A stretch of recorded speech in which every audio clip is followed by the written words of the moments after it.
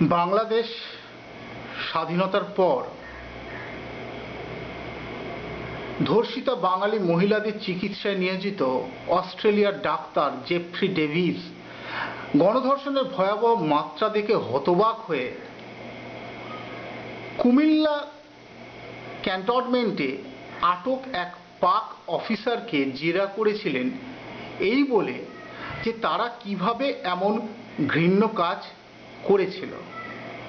তাদের সরল জবাব ছিল, আমাদের কাছে টিক্কা খানের নির্দেশনা ছিল যে একজন ভালো মুসলমান কখনোই তার বাবার সাথে যুদ্ধ করবে না, তাই আমাদের যত বেশি সম্ভব বাঙালি মেয়েদের গর্ভবতী করে যেতে হবে।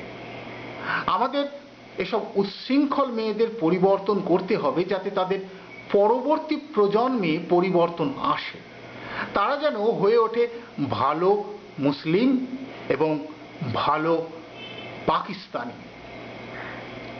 মুসলিম ধর্মের নামে এ জাতীয় রাজনীতি সারা পৃথিবীর কাছে ইসলামকে ঘৃণা করতে শিখিয়েছে। ইসলাম ধর্মের নামে আতঙ্ক ছড়িয়ে পড়েছে বিশ্বময়। ৭১-এর মার্চে মিরপুরের সেই বীভৎসতার কথা বাড়ি থেকে পরিবারের সবাইকে ধরে এনেছিল পাকিস্তানিরা, কাপড় খুলতে বলেছিল সবাইকে। রাজি না হওয়ায় বাবা ও ছেলেকে আদেশ করা হয় যথাক্রমে মেয়ে এবং মাকে ধর্ষণ করতে। এতেও রাজি না হলে প্রথমে বাবা এবং ছেলেকে টুকরো টুকরো করে হত্যা করা হয় এবং মা মেয়ে দুজনকে দুজনের চুলের সাথে বেঁধে উলঙ্গ অবস্থায় টানতে টানতে ক্যাম্পে নিয়ে যাওয়া হয়।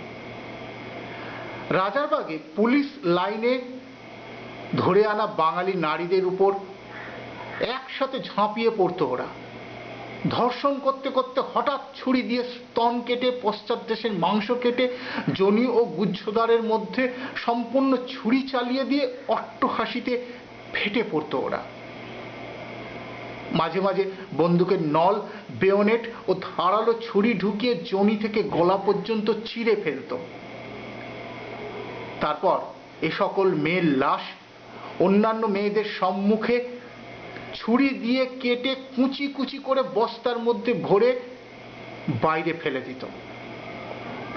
আর ছোট ছোট বালিকাদের যখন ধর্ষণে সুবিধা করতে পারত না, তখন ওদের অসার রক্তাক্ত দেহ বাইরে এনে দুজন দুপা দুই দিকে টেনে ধরে চচ্চড়িয়ে ছিঁড়ে ফেলে দিত। ধর্ষণের তীব্রতায় জেনারেল নিয়াজি শেষ পর্যন্ত বলতে বাধ্য হয়েছিল, it is not uncommon in history when a battle has been lost because troops were over indulgent in loot and rape.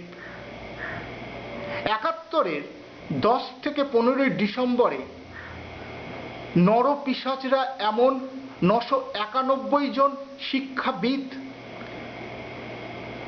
১৩ জন সাংবাদিক, ৪৯ জন চিকিৎসক, ৪২ জন আইনজীবী এবং ১৬ জন শিল্পী, সাহিত্যিক ও প্রকৌশলীকে উলঙ্গ করে চোখ বেঁধে বেয়োনেটে খুঁচিয়ে খুঁচিয়ে মলদ্বারে লাঠি ঢুকিয়ে মেরে ফেলেছিল বাংলাদেশে। গিনিস বুক অফ ওয়ার্ল্ড অনুসারে পৃথিবীর সবচেয়ে নির্মমতম গণহত্যাটি হয়েছিল বাংলাদেশে পাকিস্তানিদের হাতে।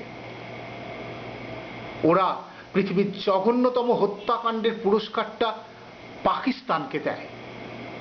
একমাত্র বদ্ধ উন্মাদ ছাড়া পাকিস্তানকে কোনো নিম্ন শ্রেণীর পশুও পছন্দ করার কথা না, কারণ তারা যে নির্মম হত্যাযজ্ঞ চালিয়েছিল বাংলাদেশে, সেটা হার মানিয়েছিল হিটলার, মুসোলিনি, গেস্টাপোদেরও।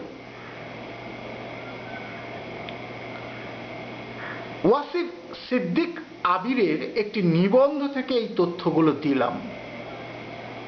বাংলাদেশে নির্বিচারে হিন্দু ধর্ষণ ও হত্যা হয়েছে।